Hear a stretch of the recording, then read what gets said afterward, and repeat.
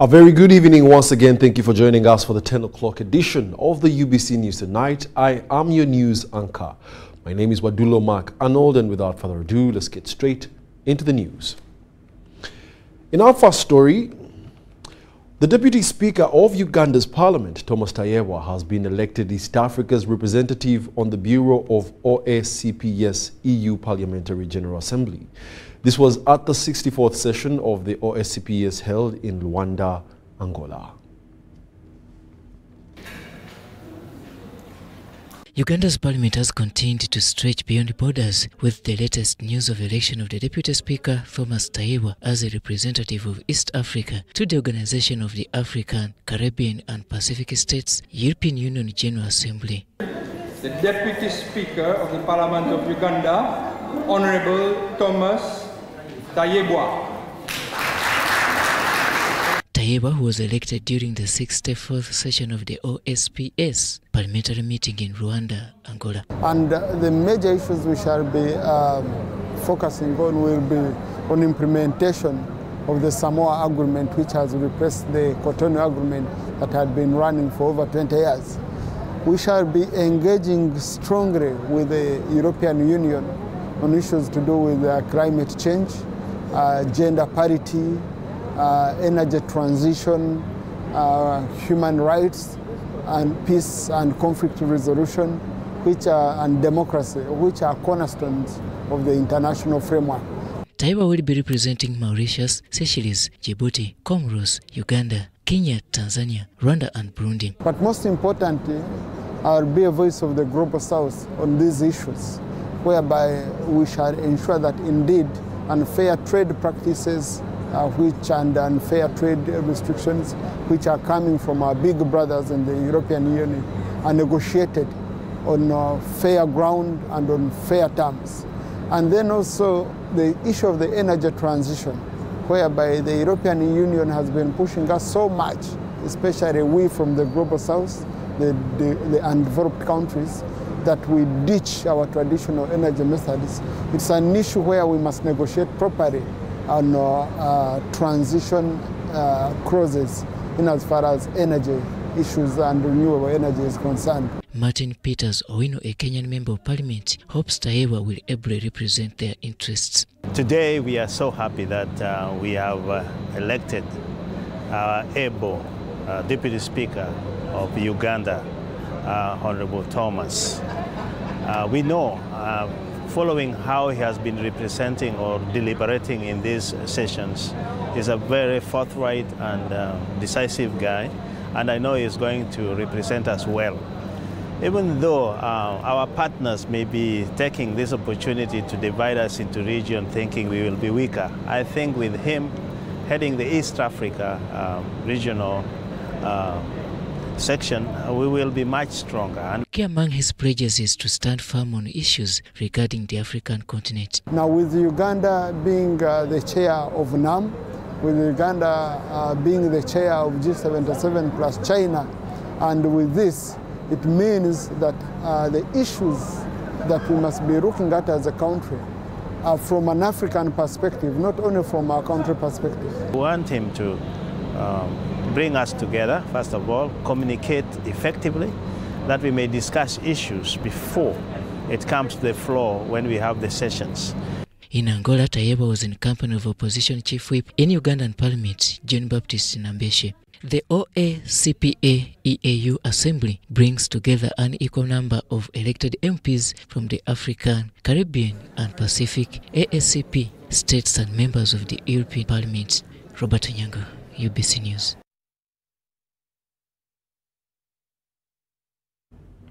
Well, it seems the year 2024 is the year for Uganda's favor and positioning to influence history. Congratulations, Deputy Speaker. In more news, Minister for Health, Dr. Jane Ruth Acheng, has tasked Butaleja District leadership to utilize the available media platforms in educating its masses about malaria preventative measures. She reveals that despite the different government interventions in eliminating the disease, the district has remained a disease burden, pegging it on inadequate knowledge on disease prevention. This was during a support supervision monitoring tour aimed at evaluating and improving the quality of service delivery within the health sector in Bukedi district.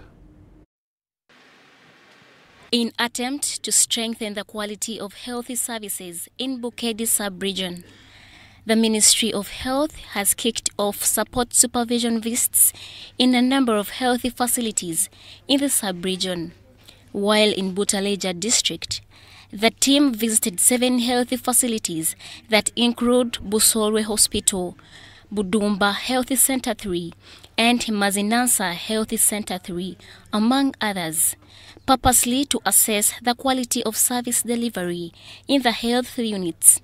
Led by their minister, Jane Ruth Acheng, the team discovered that despite several government interventions put towards malaria prevention, the district is still overwhelmed by malaria cases. Most of the cases we are seeing are malaria and high blood pressure.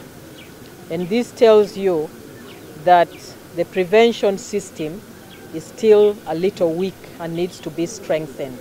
So my appeal to the entire district is they need to utilize the media more, both the print media, the radio stations, the televisions, to talk to the population. This is Busolwe Hospital, where government, through partnership with Spanish government, has injected over 37 billion shillings to renovate the facility. The team was pleased with the renovation work, confirming its completion by March this year. A good job is being done by both Excel Construction and the UPDF. And we are hopeful that by the end of March, they will be able to hand over the hospital to the Ministry of Health, and the hospital will continue to serve the population. With the entire facility under renovation, the district leaders are optimistic that this will enable its upgrade to a regional referral hospital. Now that the construction is almost reaching its final conclusion, they should consider us and give us an opportunity to upgrade the status of our hospital from a general hospital to a referral regional hospital. Because we qualify at the moment, given the population, given the demand from our neighbors and us, the landlords. And also we would like to request government to offer us a nursing school attached to the hospital. We are now over 400 people, according to the census of the last 10 years or 10 years or so. We were 400,000 people, residents of Butaleja. And now I believe with this census, which is going to be conducted, you'll find that the number must shoot to 500,000 or 600,000. So that number alone of Butaleja is enough. But remember, when it is elevated to a regional referral, it means it will be serving the entire 7 districts of Bukedi sub-region. So that includes Tororo, Busia, Budaka, Kibuku, and Palisa. Among other findings the ministry came up with include misuse of drugs at the lower healthy facilities and stalled works under healthy sector. Irene Faith Nantongo, UBC News. Police in Rwenzori East Region is seeking legal inquiries from court to ascertain the progress of a case between former Member of Parliament for Bukonzo County East in Kasese District, Chitende Kaliboga, and the Diocese of Kasese. Now this comes in the wake of unlawful demolition of Chitende hostels located in Nyachibingo ward of Central Division, Kasese Municipality by yet to be established individuals, said to have been sent by the Diocese of Kasese. In 1991, Kitende Kaliboga started a project of hostels in Kasese to cater for disadvantaged families in the district. The hostels had been serving both boys and girls until 2010, when it was purported to have been auctioned after Kitende Kaliboga failed to pay over 400 million shillings, the charges that had accrued from court when he lost a case. These properties here had been purportedly sold by a bailiff of court, purportedly in the names of Mr. Chirunda Moses.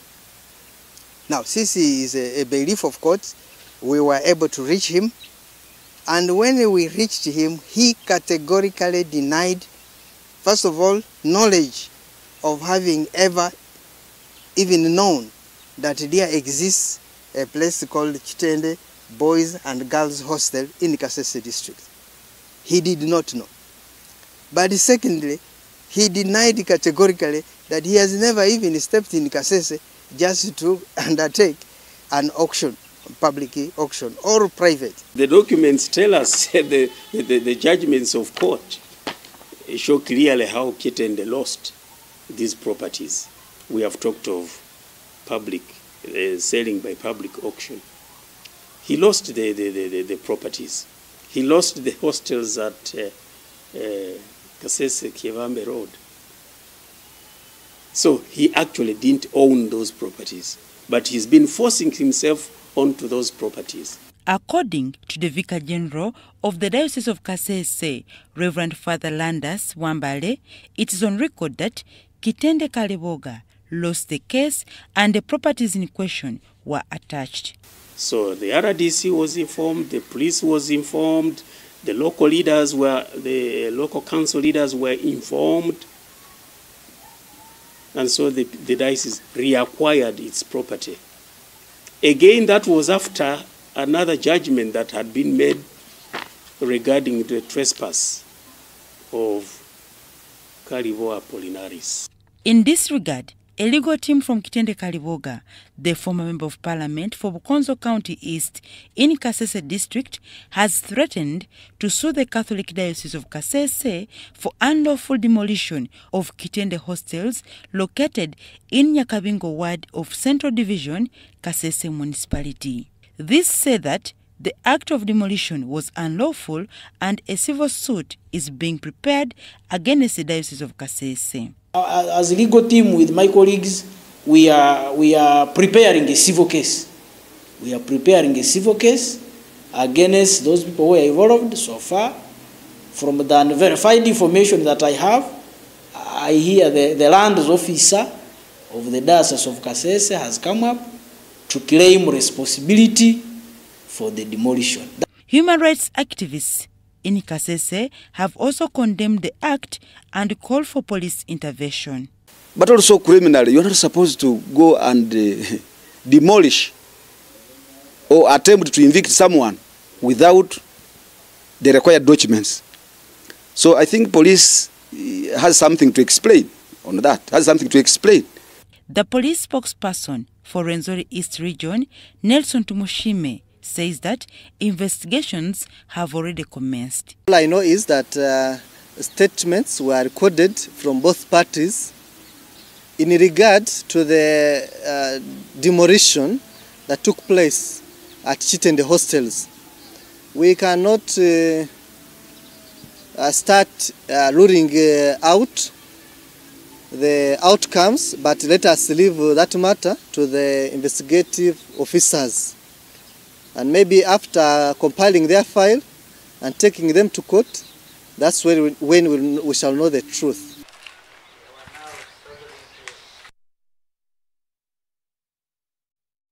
Relatives and friends of Paul Owor, a former Busiro South constituency aspirant, were shocked at Entebbe Magistrates Court after the Chief Magistrate Stella Maris Amabilis ordered him to return to Luzira prisons and extended his bail application until Monday the next week, following debate about the information of the sureties presented by his lawyers.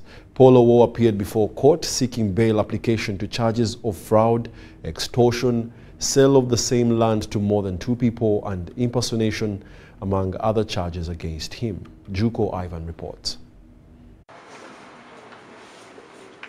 Former Busiro South independent candidate Paul Owor, together with his lawyers, appeared before Entebbe Chief Magistrate Stella Maris Amabilisi. Paul Owor was arrested on 19th December 2023 for allegedly fraudulently taking money from Lois Nahuela, whom he sold land to but sold the same piece of land to someone else. Owor's arrest and subsequent detention in Luzira prisons followed a manhunt as he continued to go into hiding. Owor first hid from our cameras and asked the Chief Magistrate Stella Amabilisi whether we were allowed to take pictures of him. Am I allowed? Yes, allowed to be in the chamber. And it's free to be in court. There is no court. You last time in court, Later, his lawyers subsequently filed an application for bail.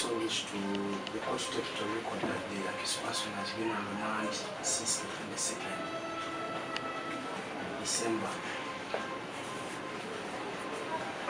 till now, the 14th. Alone with me here, I have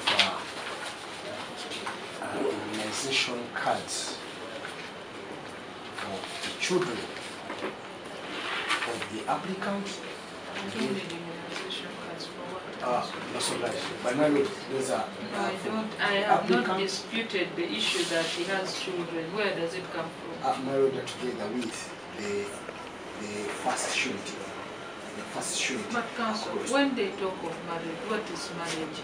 His bail sureties, who included his uncle, wife and friends, were presented to the chief magistrate, but state prosecutor said they were not qualified and that there were contradictions in the information presented by their lawyer. It must show capacity that they can be able to pay in case their person absconds, the accused absconds to return. Looking at the nature of offense involving huge sums of money,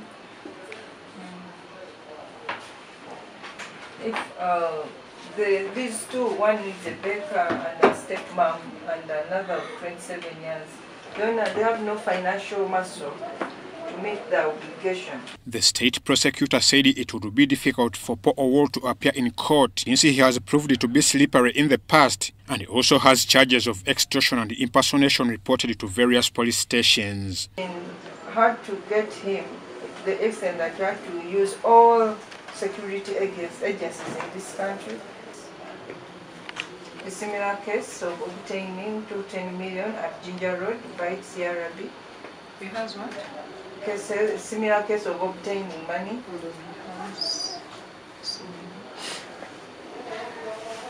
The chief magistrate therefore adjourned the bail application until Monday 19th next week. The authorities that you presented. So I'll make a decision.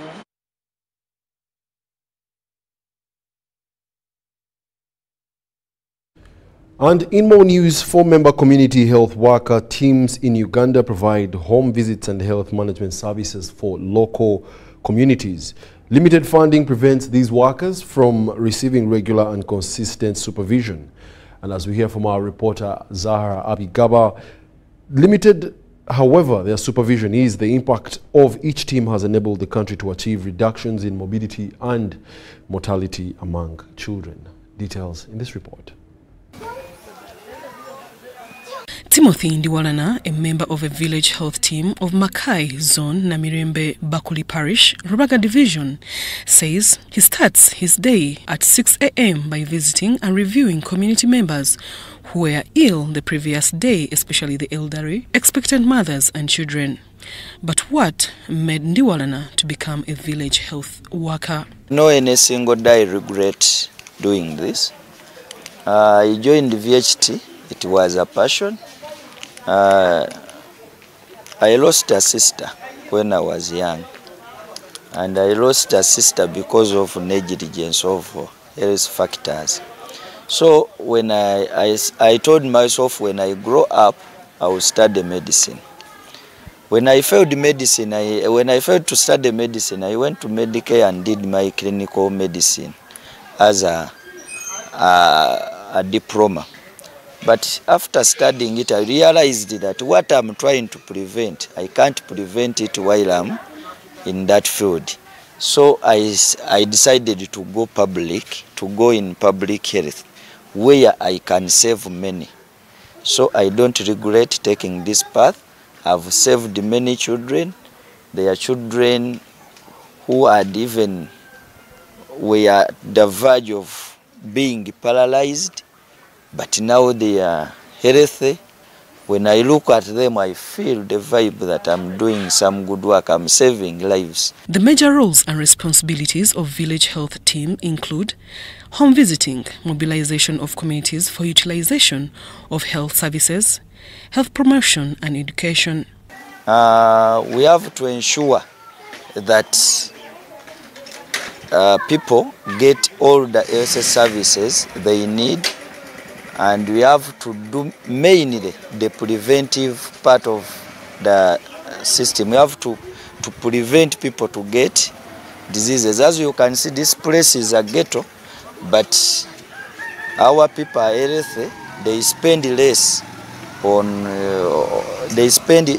health because we always do the prevention in our community. Ndiwalana says all is not rosy with community engagement on health matters as they encounter numerous challenges. Government has have not recognized the VHTs because as you can see, we don't have PPEs. We buy uniforms on ourselves. Government pay us per activity. Then even sometimes the facilitation given per activity is not on time, and at times we don't even get that facilitation.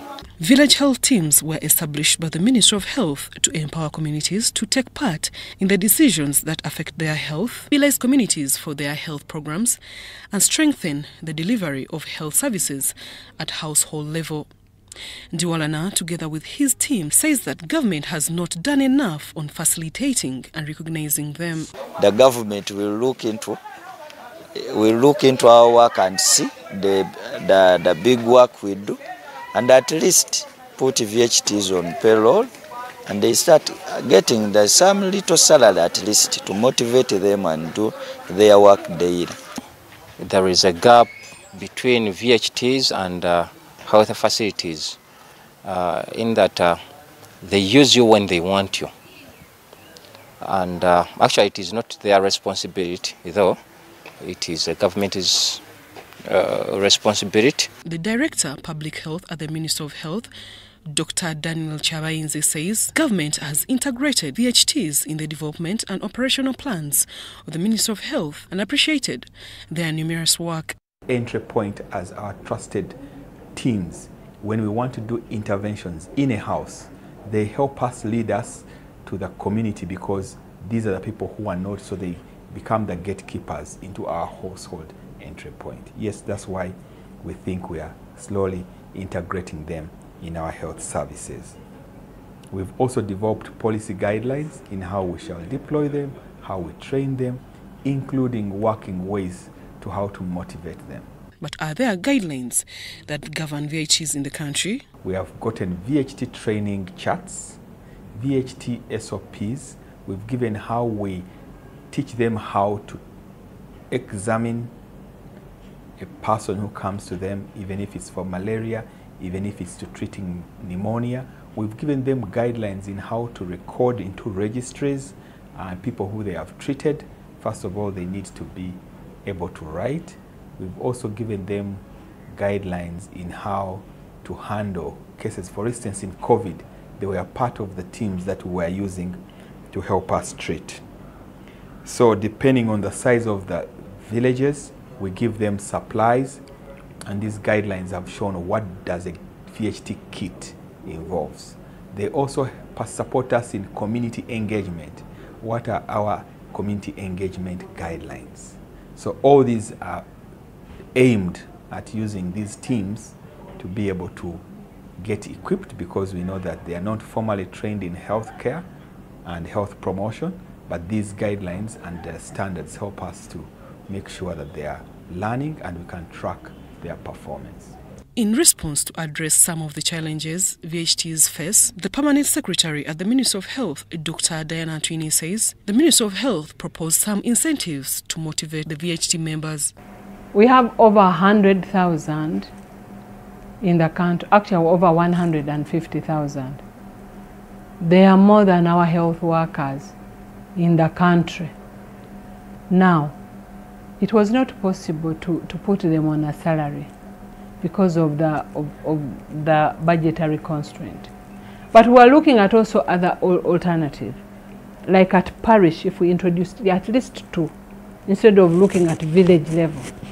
And we are piloting to see how this can work. If this can work, then we'll come back to, because we had proposed and we came up with a strategy, which we presented although still at that time the fear was, where do we get all this money to pay? And so somehow it was halted. But we are glad that along the way, PDM came in handy, because PDM is actually a replica of what in health for us we had come up earlier, many years, like 6 years ago. So we wanted really to focus at household level to strengthen services, primary health care, community interventions, teach people how, issues. Village health workers serve as valuable resource to address public health needs in resource-limited settings. The successful implementation of VHTs can be limited by poor acceptability among community members. Zahara Abigaba, UBC News. Now it's day 3 since Minister for Education and Sports Janet Kataha Museveni released results for the 2023 Uganda Certificate of Education UCE examination results. Many schools and students that excelled continue to celebrate their good performance.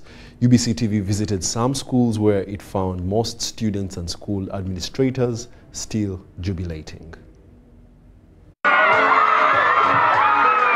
Tonight we begin at Luwero Valley Secondary School, where the head teacher Moses Nsubuga told UBC that all the 40 candidates who sat for the exams passed, and attributed the performance to great zeal of teachers and students.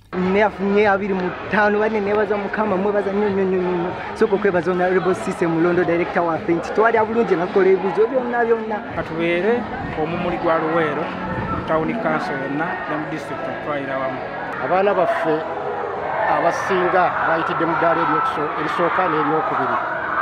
Tuyozaayoza bakama baffe, enkiiko zonna eziddukanya essomero lino, tuyozaayoza abayizi n'abazadde, era enzigi nzigule, bonna nga bwe baatudde tuli ready okubaddamu okubasomesa kubanga bayitidde mu masomo ga sciences okusinga ate ge tusinga okukola obulungi.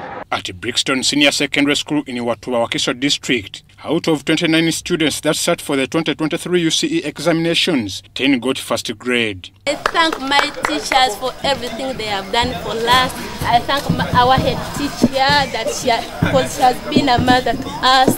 And a message to those who are in senior 4, please do not disobey your teachers. Be friend to them. Listen to what they are telling you so that you can achieve what we have achieved now. The head teacher Jazira Namulondo attributed that success to hard work. I'm happy about the new curriculum because when you compare the new curriculum to the old one, because this has been the last lot of the old curriculum, but to me I'm happy because the new curriculum has hands-on. So you find out that students do or learn what they can do. Our students can do a lot of projects, and these projects have enabled us to save some money. Amidst the pomp and jubilation, there are many more students who failed the 2023 UCE examinations. The curriculum is very expensive to implement, and we are already feeling the expense. Two, the people who are implementing this curriculum are not trained personnel. We need to train the personnel first, otherwise we shall get half-baked kids. Founders of Aiden College, Kampala High and Mariam High expressed concern over the big number of students failing exams, partly attributing it to the new curriculum introduced by government. Cannot go back. What it should do is now to actually review the curriculum immediately, find the bottlenecks, and then together with us, the experienced people in the field, we start to sieve and then find solutions, workable solutions, not theoretical solutions, workable solutions, and then we move forward. Because we can't go back. When we go back, it's going to be very, very bad. The new curriculum is very good if it's handled very properly. My simple request is we want the curriculum. It's a very good curriculum, but let the government come out and help even the private schools. Experts in Greater Masaka highlighted factors behind the poor performance of girls in rural schools. Majority of them skip school days when they are in their periods, and the school administrator doesn't have any arrangement to compensate for the days they have missed what? They have missed out. Up to beat the girl child challenge by having, it's a boarding school here. We conduct remedial lessons. These remedial lessons help the weak learners, the weak students to come on board so that they are able to perform and excel. Parents, I know very well, some of you do not want, especially when children grow up, you may not want to continue them with school. That is not good. I want to encourage you that your children can also attain the highest levels of education, bring them to school, and they have the best education so that they can also have a good future. First of all, the way we relate and the way we talk to these girls, and maybe some teachers fail to help the girls understand that there are certain things that they can do, which rightly even the boys can do. The 2023 UCE results show that female candidates performed better than males in English. In the other subjects, males performed better, with the differences being very significant in history, geography, sciences and commerce. In chemistry, however, the male candidates show better performance in the higher grades, but overall a slightly higher percentage of females obtained at least a pass. Batuza abaana 15 abaana 75 bafunye first grade, abaana 65 bafunye second grade, abaana 9 bafunye third grade. Omuntu yakola bibuuzo. Sirina kyensobola kwogera kirala okujjako okwebaza Mukama Katonda. Nze ndi musomesa wa CRE, performance ebadde waggulu nnyo. Bulungi nebaza abasomesa olw'okukolera awamu, abazadde baffe abayimiridde awamu naffe mu mbeera zonna awamu n'abayizi okuteekamu amaanyi. Ate performance yakuguno omulundi abaana bakoze bulungi okusinga ate bali abalala, kubanga wetwogerera bafunye first grade ya 3 second grade ya 29. Nge yasinze yafunye aggregate 8 ate ne tufuna first grades 17. This trend in the disparity in the performance of male and female candidates has been observed over the years. One key aspect related to the girl child's poor performance is the days spent out of school during menstrual period.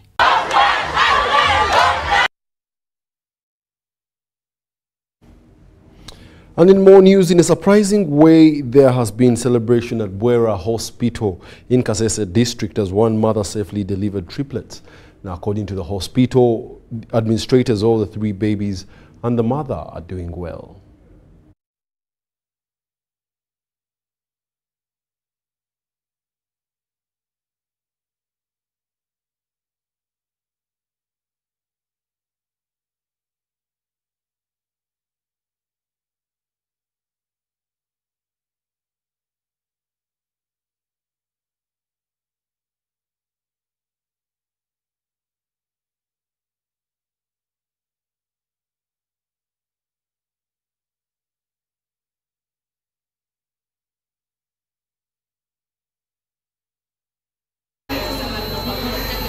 The news of the birth of triplets at Bwera Hospital in Kasese district has been confirmed by the senior hospital administrator, Clarence Wambali.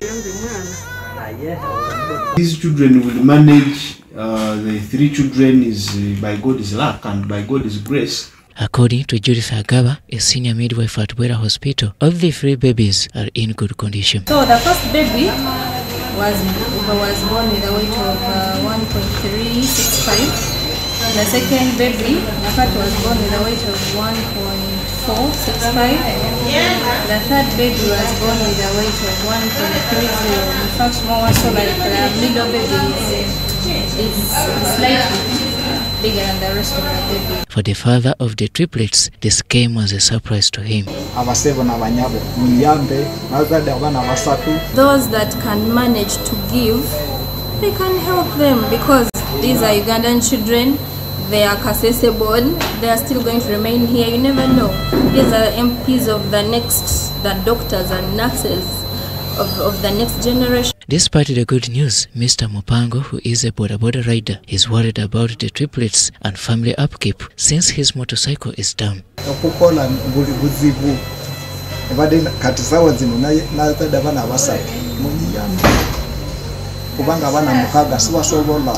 At this same hospital, the doctors are also struggling with a girl mother who delivered prematurely. This baby was delivered weighing 0.66 kilograms, that is 660 grams. Right now, the baby is weighing 0.6 kilograms, that is 600 grams. however, have a challenge. This mother is hopeless. For all these days, she has been around alone, trying to struggle with buying some medication. And in more news, Old Kampala Secondary School has once again proven its excellence in education by achieving outstanding results in the 2023 Uganda Certificate of Education UCE examinations. The government-funded institution, renowned for its commitment to providing quality education to students, has produced an impressive batch of students who have excelled in their examinations, as this detailed report tells us. With a dedication to nurturing students' talents and instilling strong work ethics, Old Kampala Senior Secondary School has constantly maintained high academic standards, earning accolades within the educational community. The recent Uganda Certificate of Education results further solidify the school's reputation for academic excellence, with a significant number of students achieving the top grades across various subjects. Our teachers, they're real inspiring teachers who will be there, teachers who will give time for you to even try and do things on your own, not teachers who will just baby feed you all the time. Administration, for the good work done and the entire body of all campuses. In all the campuses, we persevere, and this is why as leaders we first teach our students on how to love their school. We provided to all the candidates and even us the forthcoming candidates, and we also promise that we will also perform as they did and we make our school proud. Head teacher of Kampala Senior Secondary School, Arthur Mbalule, expressed his pride in students' achievements.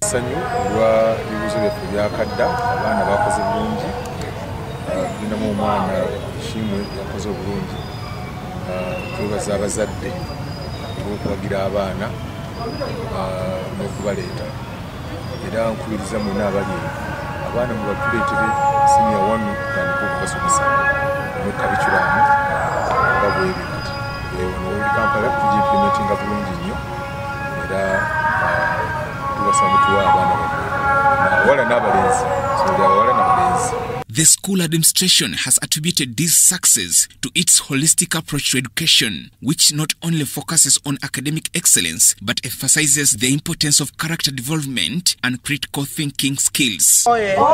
Senior 6 banange twebaza abana baffe abatukoledde ekitendo okubeera nga bayise mu flying colors, n'olwekyo twebaza olw'ensonga eyo. Omukisa guno kwebaza administration y'essomero lino ku mulundi guno bannaani Mukama yakitukoledde, twebaza Katonda kyemabegako twali twaddiriramu naye kati twasituse gye tubadde twebase tusituseeyo.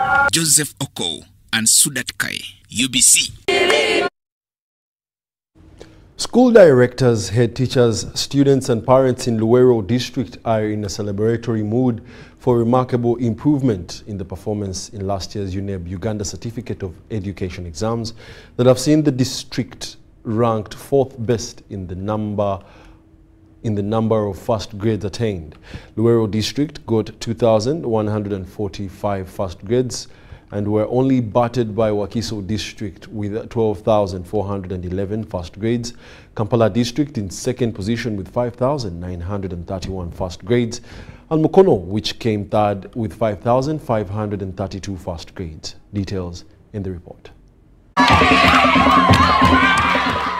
At Katikamo SDA Secondary School, which is one of Luwero district's academic giants, the Director of Studies, Daniel Okurut, says that trust in God, coupled with teamwork, enabled the school to have 178 students passing in Division 1, 38 students in Division 2, and 15 students passing in Division 2 out of the total 231 students that sat for last year's UNEB UCE examinations. We attribute each and everything to God.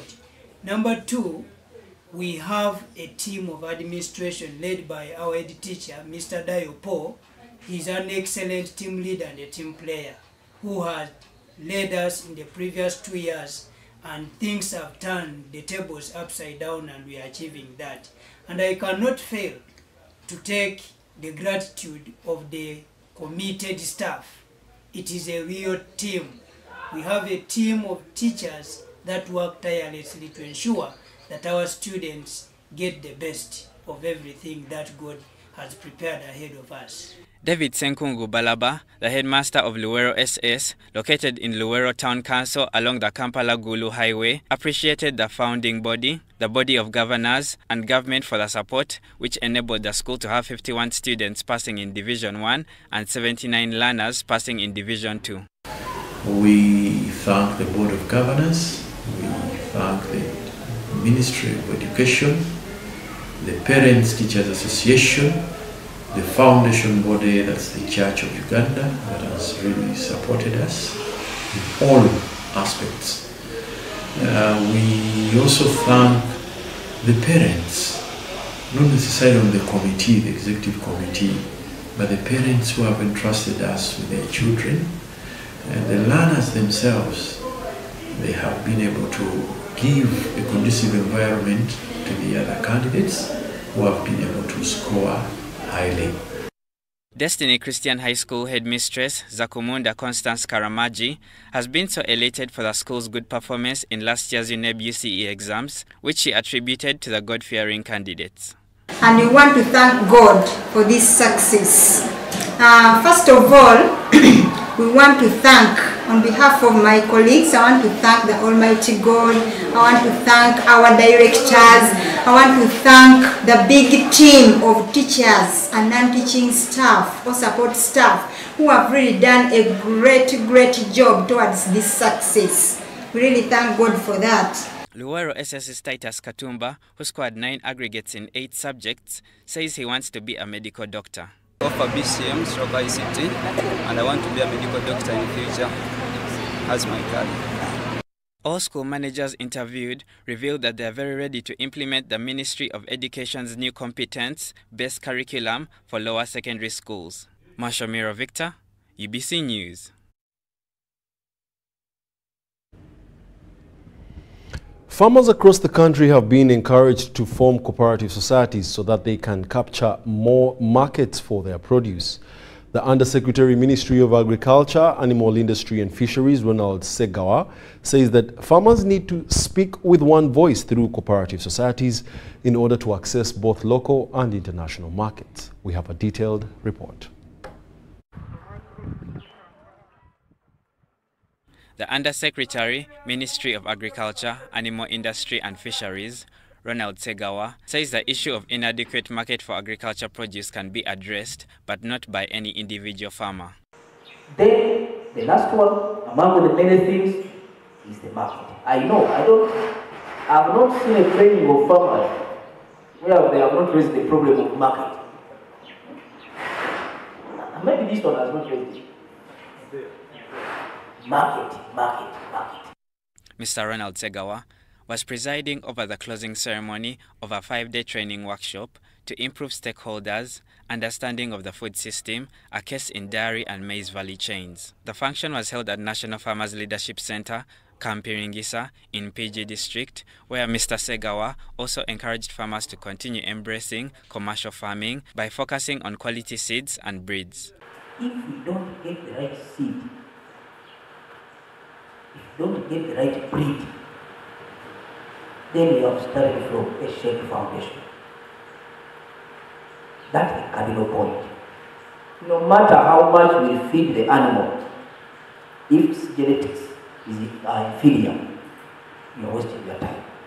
The principal NFLC, Kampiringisa in PG District, Okwaja John Bosco, says the issue of climate change is also a challenge to farmers and advised them to prepare gardens, plant quick maturing plants, and caution them against fake agriculture products on the market. Most of the farmers that come here, when we say that as NFLC, we train you to be problem solvers, they have always mentioned that there are some challenges that are beyond us. So what are we going to do? And that's why we are saying government should should come. If I go into production, I've got a good seed, and the weather patterns have been good, but at the end of the day, the markets are flooded. And if I don't get good prices the following season, I'll be discouraged from producing. Makerere University Professor of Food and Nutrition, Achelo Kaya, cautioned farmers against practices that are against the agriculture sector for better harvest. What is the best media for microorganisms, including those which produce aflatoxins? Along the road. Report compiled by Fred Kasibante, Marsha Miro, UBC News. Mbarara District Woman Councillor representing Rubaya Sub-County Kashari South, Loida Tuinomujuni, has called upon the public to always work together in community roadworks, which is very important in ensuring sustainability in service delivery. Loida sounded the call while participating in community road maintenance with residents of Akaihamba Yakatano in Akaihamba Ward, Nyabisasiri Town Council, Kashari South constituency in Mbarara District. Of Kashari, they are supposed to work together as a community, as it is that community participation is very important. Like now, they have come together, they are working on the road because it is useful for them. They use it to transport their products, their people, especially their wives when they are going to hospital to give birth, and many other things that they are supposed to be using passing through the road.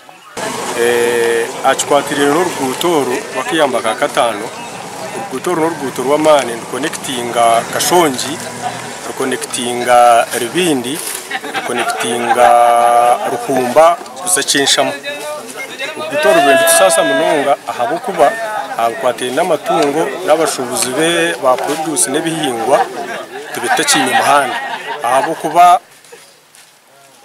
nkabahingi abantu abembagura kune ibintu babemba bisayo piki kibe expensive kushanga ibintu byatemwa bya ishemikwambe pakirwa motoka nibitwarwa piki ahabo kuba motoka zibezitakije kushanga ikintu cyabateganisa. The local leaders are so important because they are at the grassroots. Therefore, they know the people's problems. They are at the grassroots. They know where problems are. They know where even the achievements are.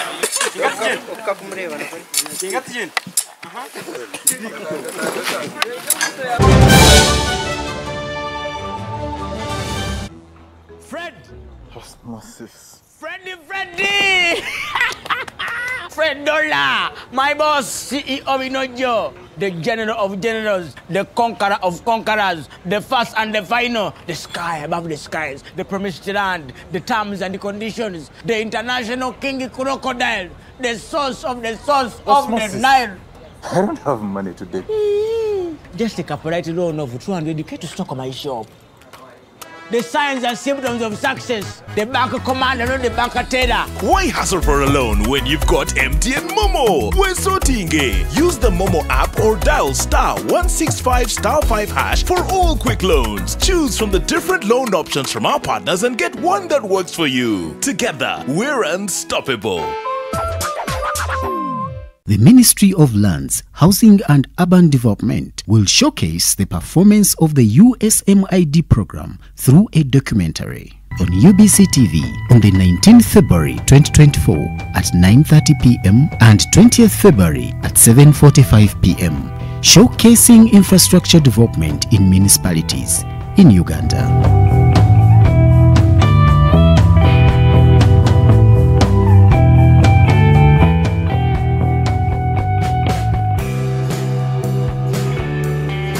Basically, this is what we expect that should happen.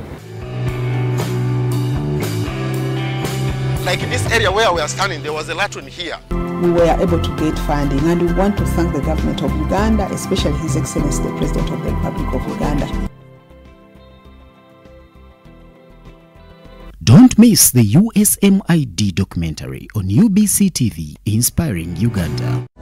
The government of Uganda and the Uganda Bureau of Statistics is calling upon all stakeholders such as the chief administrative officers, city mayors, resident city commissioners, city clerks, city and division councillors, wards and LC chairpersons, as well as the residents and business communities to cooperate with the UBOS field teams as we embark on advanced preparations to conduct the National Population and Housing Census on the 10th of May 2024. The census will be a 10-day exercise to obtain statistical data and information that will be used for planning and policy formulation, including information on 1. How many we are, 2. Where we are, 3. How we are living, 4. What we own, and 5. Where we access services from. The Uganda Bureau of Statistics has now started listing of households and mapping in the 11 cities of Arua, Fort Portal, Gulu, Hoima, Jinja, Lira, Mbale, Masaka, Mbarara, Soroti, and in the Greater Kampala comprising of Kampala, Wakiso, and Mukono districts. For more information, please call 0755 342 128 or 0773 342 128. This message is brought to you by the Executive Director and Census Commissioner, Uganda Bureau of Statistics. Census 2024. It matters to be counted.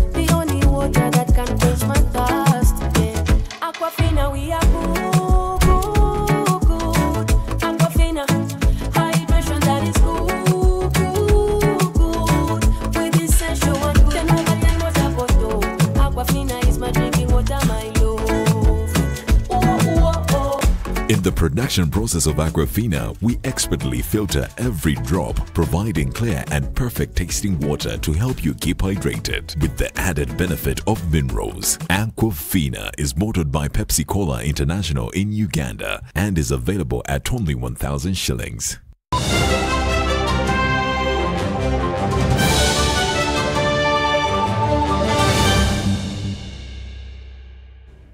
Welcome back, and it's now time for business news. Petroleum companies have urged Ugandans to embark on the use of gas for home cooking to reduce on the high rates of deforestation. Now, this call comes in the wake of the effects of climate change in Uganda that are increasingly getting worse by the day. Our reporter has more details. In Uganda, biogas is still the most important source of energy for most of the population. About 89% of the total primary energy consumption is generated through biogas, which can be separated into firewood, which constitutes 78%, charcoal 5%, and liquefied petroleum gas, which currently contributes less than 1% of the total primary energy consumption. This is attributed to high prices charged on gas while buying the cylinder and refilling it.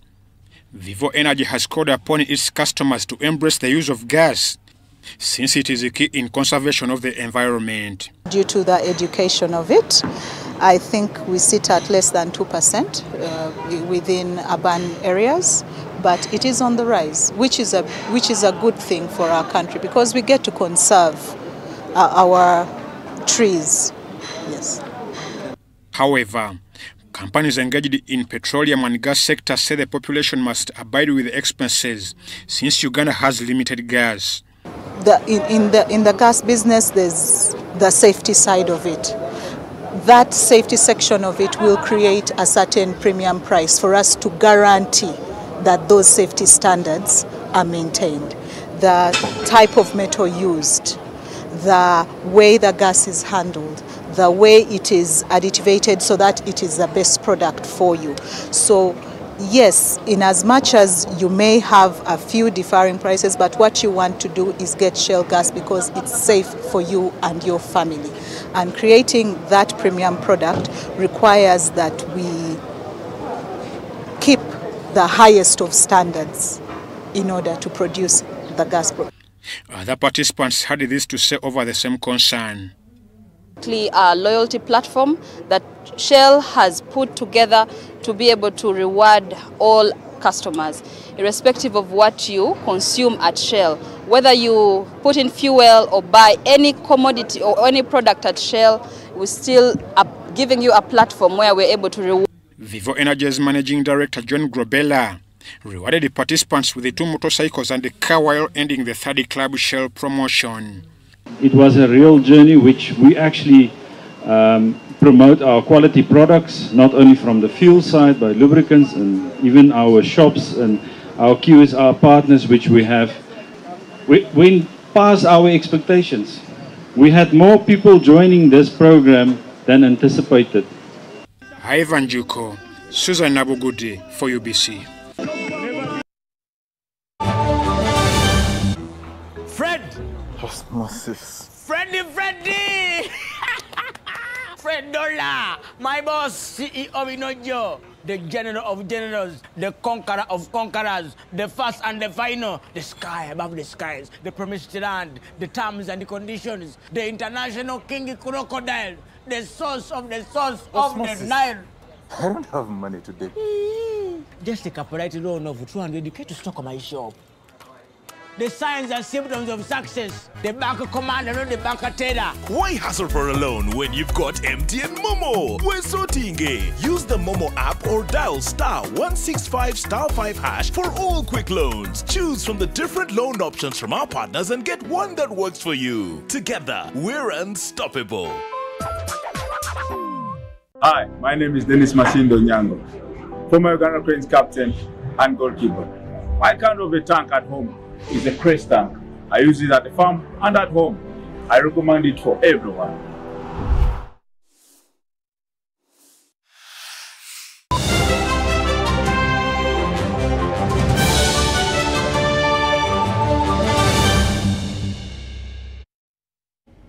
Welcome back. 59 minutes to, 1 minute to the hour, top of the hour. Now, in sports, Uganda Netball Federation's athletes and administrators have benefited from a one-day-long anti-doping workshop.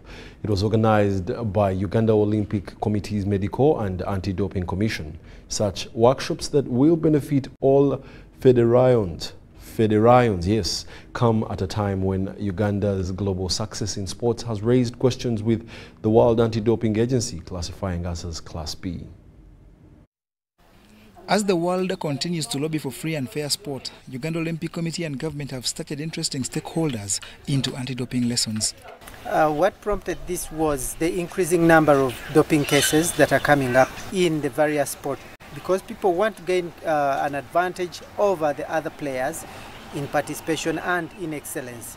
So it has come to our mind that we need to advocate this into our athletes so that they do not use the methods and the substances that are illegal, because this will lead to penalties that are going to cost the nation and a decline in sport as well.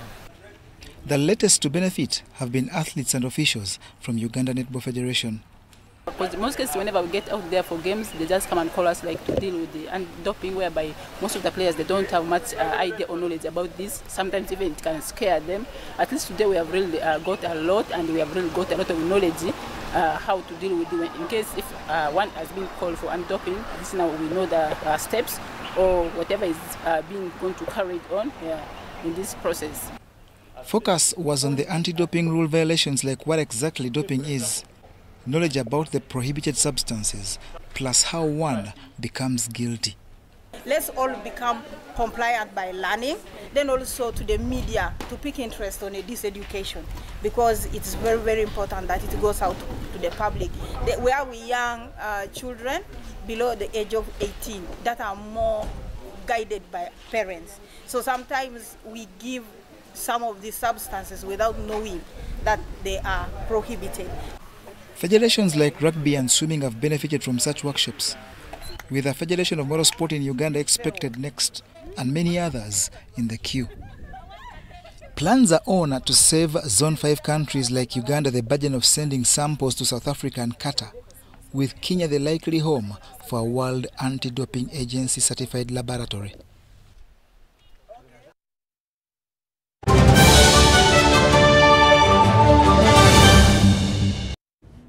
And that brings us to the end of our UBC News tonight. Thank you for being a lovely audience.